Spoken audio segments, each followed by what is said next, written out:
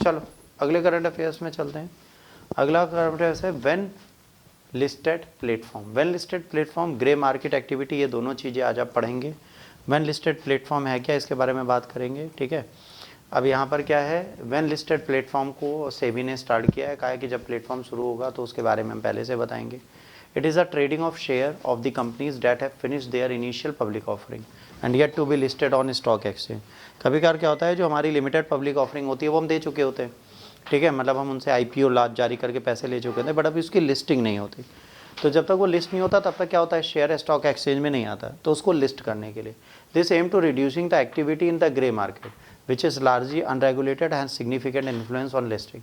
Grey market क्या होती है, ग्रे मार्केट में जब आप शेयर को ले जाते हैं, आपने क्या किया, अपना IPO स्टार्ट कर दिया, पर अभी आपकी लिस्टिंग नहीं हुई, तो उस IPO से आप अपनी वैल्यूएशन बढ़ा सकते हैं कंपनी की, ठीक है। जैसे मान लीजिए इंडसलिंड बैंक को जब लगा कि टाटा उसे खरीद सकता है, तो उसने अपना IPO ऑफर कर दिया, पब्लिक ने उसके शेयर खरीदने स्टार्ट किए, और उसने उनका एक मान लीजिए आर्टिफिशियल या फेक, मतलब एक एग्जांपल दे रहा हूँ, सीरियसली मत लीजिएगा, हाँ मैंने पता चला इंडस वाले मेरे ऊपर केस करें, टाटा वाले अलग करें, ठीक। अब मान लीजिए टाटा को खरीदना था, इंडस ने अपना IPO स्टार्ट किया, उसने अपने शेयर को बेचने के लिए क्या किया, क्योंकि अभी लिस्ट नहीं हुआ, अभी ग्रे मार्केट में, अब उसको ग्रे मार्केट मतलब इलीगल मार्केट।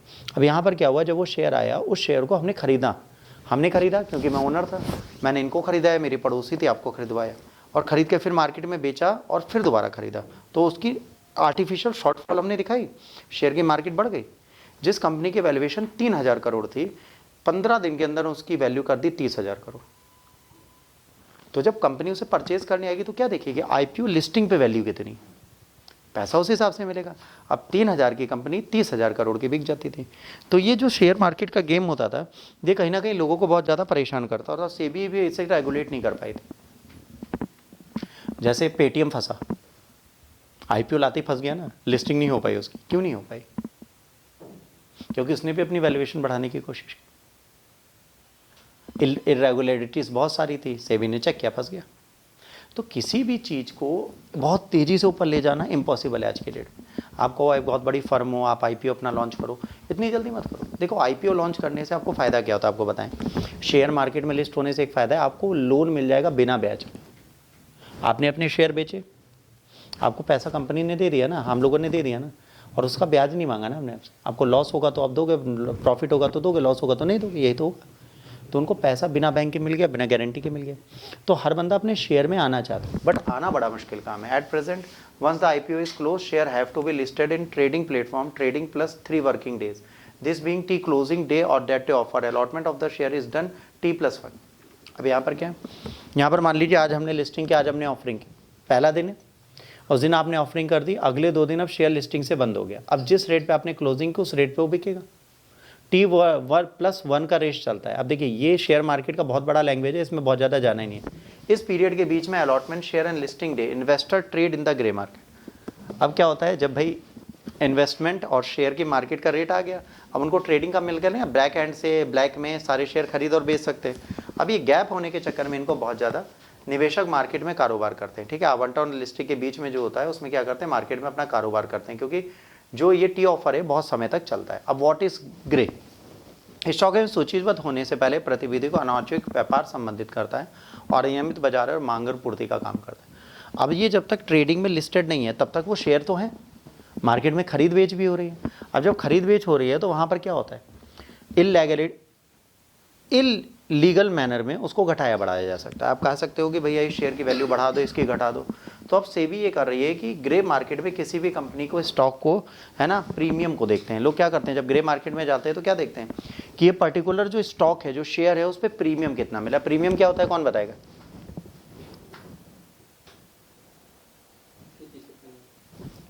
प्रीमियम क्या होता है शेयर मार्केट में?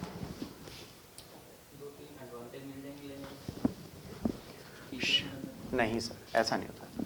शेयर 2 तरीके से बेचे जाते हैं, बहुत ध्यान से समझना। जब शेयर बेचे जाते हैं, शेयर 2 तरीके से बेचे जाते हैं।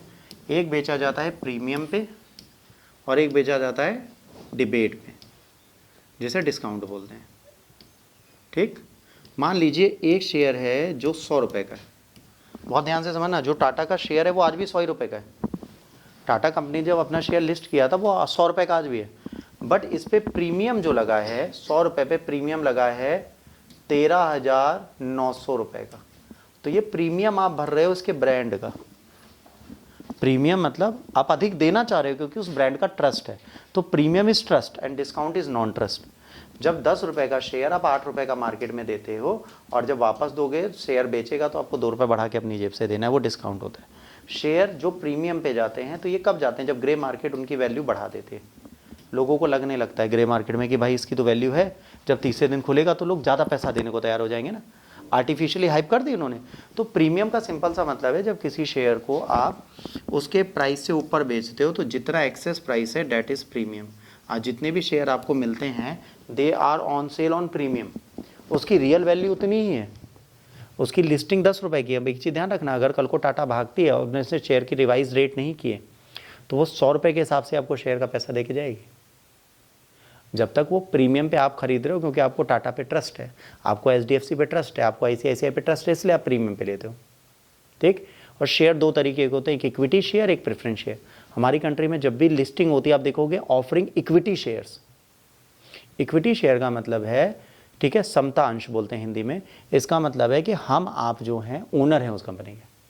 अगर कंपनी डूबेगी तो पहले डिबेंचर होल्डर जिनसे कर्जा लिया उनको देगी, फिर प्रेफरेंस शेयर होल्डर्स को देगी, फिर इक्विटी वालों को देगी। इक्विटी वालों को दो फायदे हैं, एक घाटा है। पहला, हाई रिटर्न मिलता है, ओनरशिप ऑफ द कंपनी के चांसेस बढ़ते हैं। घाटा सबसे ज़्यादा क्या है? क्योंकि मैं मालिक हूँ, अगर इसका कंपनी बंद होगी तो सबसे ज़्यादा घाटा कौन उठाता है? मालिक। तो equity share holder are like the owner, उनको सबसे लास्ट में पैसा दिया जाएगा।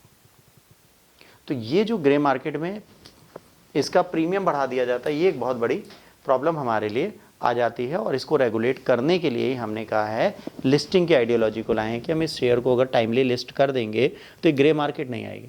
आज का रेट अगले दिन क्लोज कर दो, 2-3 दिन का वेट मत करो, क्योंकि 2-3 दिन का वेट का मतलब ही क्या है? वही नोटबंदी वाला काम हो गया। सरकार ने कहा 2000 का नोट बंद करेंगे, पर कहा 6 महीने जमा कर लो। तुम अभी के अभी बंद करो, 24 घंटे में जो जमा कर पाए। देखो ब्लैक मनी गायब हो जाएगी। आप जो समय देते हैं, नोटबंदी भी आपने किया, आपने 3 महीने दे दिए ना, मत देते। आप सबके घर जाते, आप जैसे जनगणना करते हो वैसे घर घर जाते। ठीक, 1 लाख लोग को लोग एम्प्लॉय कर लेते, सबके घर में जाके उनसे करेंसी उठाते, वहीं पे एक्सचेंज कर देते, भीड़ भी नहीं लगती बैंकों में। ठीक, हम लोगों को मौका मिल जाता बाहर जाने का और लोग अपने आप पैसा देते। अब जो रिच था वो पैसा नहीं दे पाता ना, और देता भी तो जो सामने वाला है वो कहता कि भैया 200 करोड़ मेरे पास से ले लो। सामने वाले को तो अपने पॉकेट में 20 ही लाख दिए ना घर पे चेंज कराने के लिए, फिर तो बैंक आएगा। वो 200 करोड़ दे भी नहीं सकता, चेंज भी नहीं करा सकता। जहाँ जा रहा है वहाँ लीगल ID ले रहा है, हर जगह कैमरे हैं, डिजिटलाइजेशन है, वीडियो ऑन करके भेजते हैं। आप 1 हफ्ते के अंदर ब्लैक को वाइट कर सकते थे। मार्केट में सारी ब्लैक मनी, सारी ब्लॉकेज ऑफ द मनी खत्म हो जाती। बट जब आपने 3 से 6 महीने दे दी किसी भी काम को, वहाँ पे सरकार ने क्या कर दिया? उनको मौका दे दिया। किस चीज़ का? अपने आप को बचाने का। भैया देखो 24 घंटे में कोई नहीं सोच पाता बुरा, 24 घंटे बहुत कम टाइम होता है। बट अगर उसको 3 महीने दे दिए तो वो सारे खुरापेच लगा लेगा। मैं तुमसे कहूँ कल के कल मुझे तुम्हारा सारा काला धन चाहिए, अब तुम रात भर परेशान रहोगे, तुम गलती कर दोगे। बट अगर मैंने कहा अच्छा 3 महीने बाद बात करेंगे, 3 महीने बहुत बड़ा टाइम होता है, तुम दिन रात उसको ख़त्म करने की सोचोगे। तो ये रूल है। तो इसलिए सेबी भी इस चीज़ को समझती है, इसीलिए सेबी इस रेगुलेशन पे लगी है कि कोई भी ऐसी चीज़ ना हो जो आने वाले समय में हमारे लिए फंसे।